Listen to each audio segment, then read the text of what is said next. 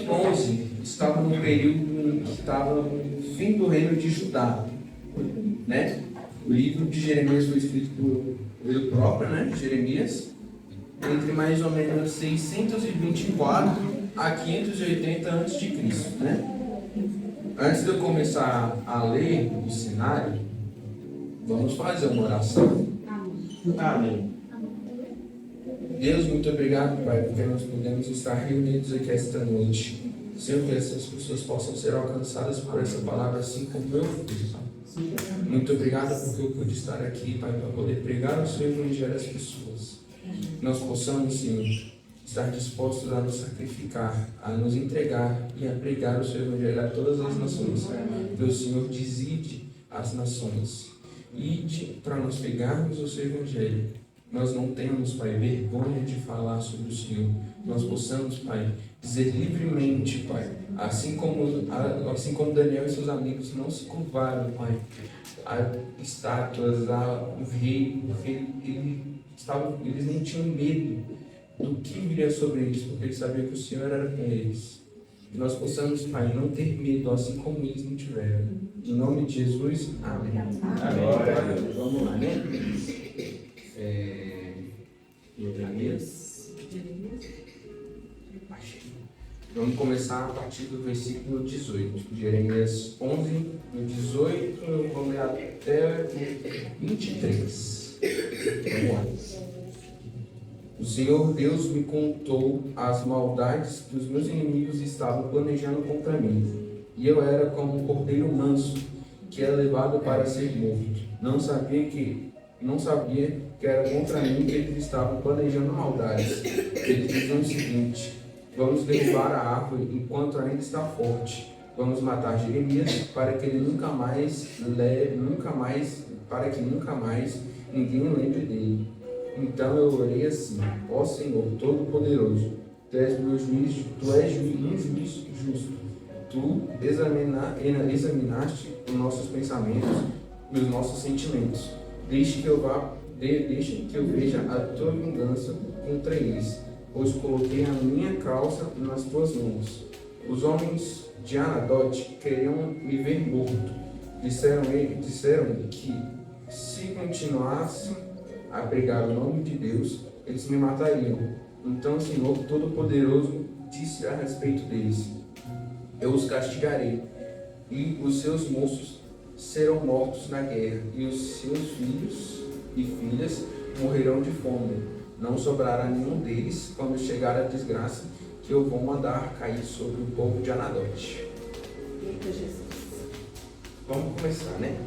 Esse cenário aqui, Jeremias, ele era um homem que estava sofrendo, porque ele é conhecido como um profeta chorão, não por fraqueza, mas por sua sensibilidade ao pecado do povo e o sofrimento que viria.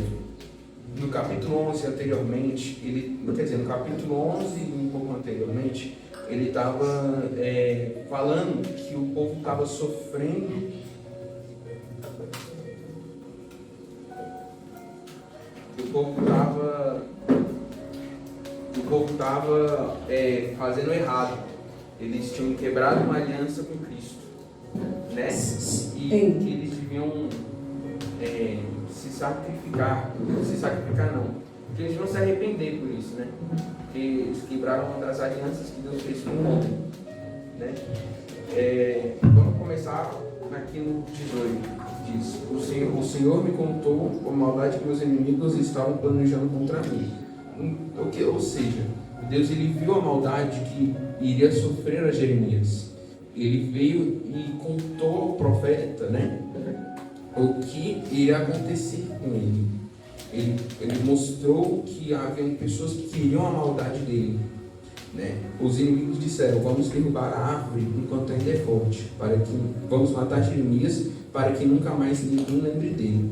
Em outras traduções, deixa eu achar aqui só um minutinho, fala: derrubaremos a árvore com seus frutos. Ou seja, eles aqui comparam Jeremias a uma árvore, e os frutos seriam a pregação que ele havia feito. Eles queriam apagar a história que Jeremias estava fazendo, eles queriam, de destruir todo o legado que ele estava construindo para evangelizar em nome de Cristo, né? Mas, como vemos, o Senhor, ele intervém, porque o Senhor é um juiz justo. Ele não se curva para nenhum dos lados, ele inclina para a justiça. Ele viu que o povo queria maldade contra o Jeremias, que estava somente pregando o evangelho, estava falando que muitos não tinham coragem de falar. E, bom, o Jeremias, ele não pediu que Deus fizesse ele ter força para se vingar por suas próprias mãos. Ele não pediu: Deus, me dá força para eu poder chegar lá e matar os meus inimigos, para que eles não venham mais me perseguir, para que eu possa continuar o seu evangelho. Não, ele só pede para que ele possa ver a vingança de Deus contra os inimigos. Ele acredita que Deus faz a vingança por ele. Ele acredita que Deus vai protegê-lo. E é o que acontece.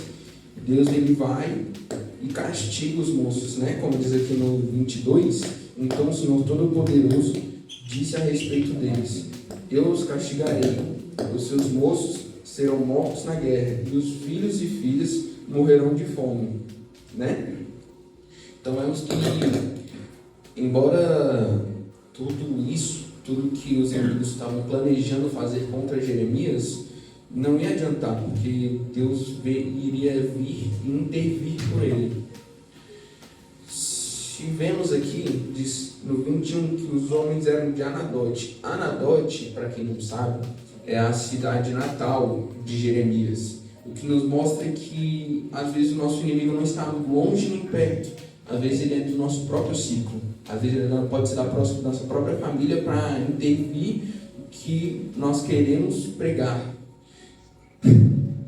E, bom, a gente não pode se deixar levar só porque é nosso íntimo, vem do nosso ciclo interno, né? Às vezes pode ser por exemplo, vou citar um exemplo aqui. Por exemplo, eu vou, por exemplo, lá aqui na Praça do Guará, junto com as pessoas, e vou pregar o Evangelho, falar sobre Jesus Cristo, que Ele foi na cruz, morreu por nós, e que Ele quer os nossos corações, não quer mais nada. E aí chega, por exemplo, meu pai, querendo me repreender, falar assim: filho, não pregue, filho, ele não morreu, é uma invenção das pessoas. Ou às vezes ele diz: isso não existe, né? As escrituras não são reais. Mas mas aí eu simplesmente não ligo para o que meu pai diz, porque eu sei que o que eu estou fazendo não é para mim ou por pessoas, mas é para exaltar Cristo. E é o que nós devemos fazer. Nós não devemos nos levar pelo que as pessoas querem, pelos que as outras pessoas pensam de nós. A gente tem que estar sempre disposto a pregar o Evangelho, a estar disposto a se sacrificar, a ir em frente aos nossos inimigos, não para nós mesmos fazermos justiça, mas para que Deus possa nos proteger enquanto nós estamos à frente pregando o seu ministério. Aleluia. Bom,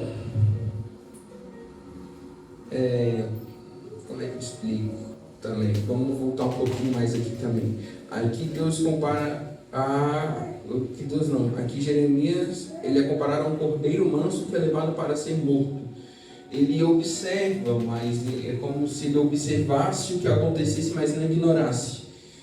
Ele faz oração, ele viu que as pessoas queriam derrubar ele, e ele não se manteve quieto, ele orou e pediu para Deus protegesse ele das coisas que poderiam acontecer. Ele não ficou cego para as coisas ao redor, ele simplesmente orou e não quis justiça por si próprio. Amém? Amém. Foi rápido, foi simples, mas espero ter alcançado o coração de vocês. Para quem está assistindo, muito obrigado por ter parado. Às vezes você estava vendo alguma coisa aí, né? Que a gente grava reels, stories, essas coisas assim. Você deve ter parado para ouvir essa palavra. E espero que isso tenha motivado vocês a buscar a Cristo, a pregar o Evangelho. Que Deus abençoe vocês. Amém.